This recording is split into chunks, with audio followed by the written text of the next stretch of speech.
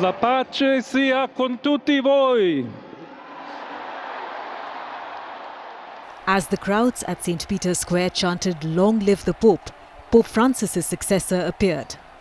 The Vatican conclave had done the unthinkable, elected an American pontiff for the very first time.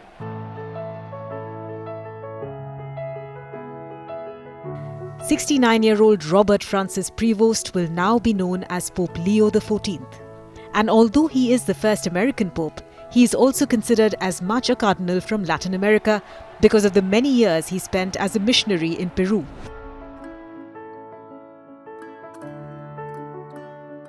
Pope Leo was born in Chicago in 1955 to parents of Spanish and Franco-Italian descent. He earned his bachelor's degree in mathematics from Villanova University in Pennsylvania and went on to receive his diploma in theology from the Catholic Theological Union of Chicago.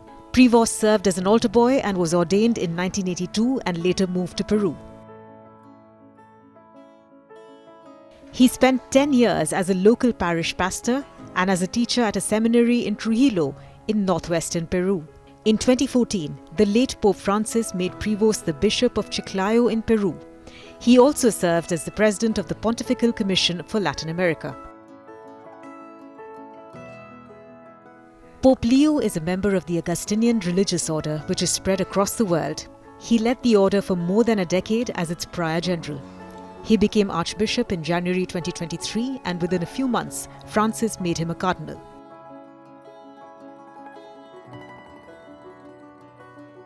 The last pope to take the name Leo was Pope Leo XIII, who was on the side of the poor and who stood up for workers. So the choice of that name for the new pontiff makes a strong statement. Pope Leo has given hints of his politics over the years, particularly when it comes to advocating for the rights of migrants. In 2015, he shared an article criticizing then presidential candidate Donald Trump's anti-immigration proposals. The column was titled, "Why Donald Trump's Anti-Immigration Rhetoric is So Problematic." In February, he again appeared to criticize the Trump administration's immigration policies, this time taking aim at Vice President J.D. Vance's argument that people should love others close to them more than strangers. But Leo does not seem to be in favor of allowing women to be priests. In 2023, he had said clericalizing women doesn't necessarily solve a problem. It might make new problems. Pope Leo's Augustinian order has faced criticism over transparency in dealing with sex abuse cases that have rocked the church, but he has called for focusing on the victims. In his first words as Pope, Leo XIV spoke fondly of his predecessor Francis, calling his voice courageous.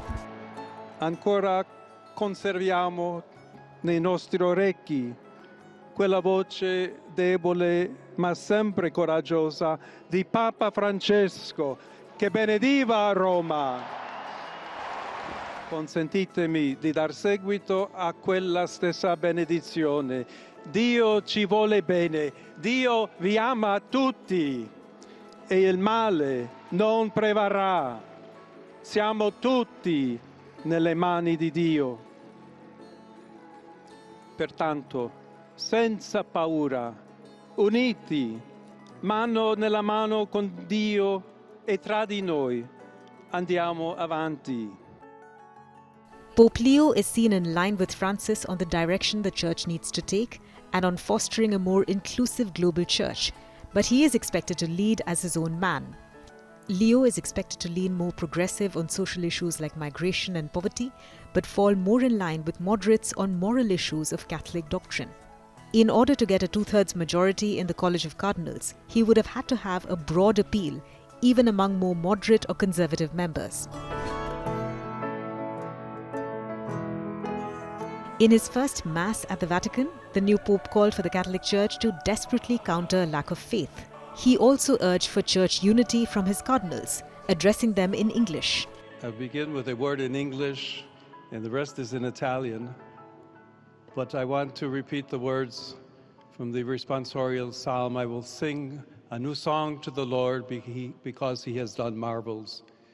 And indeed, not just with me, but with all of us, my brother cardinals, as we celebrate this morning, I invite you to recognize the marvels that the Lord has done, the blessings that the Lord continues to pour out upon all of us. Through the ministry of Peter, you have called me to carry that cross and to be blessed with that mission.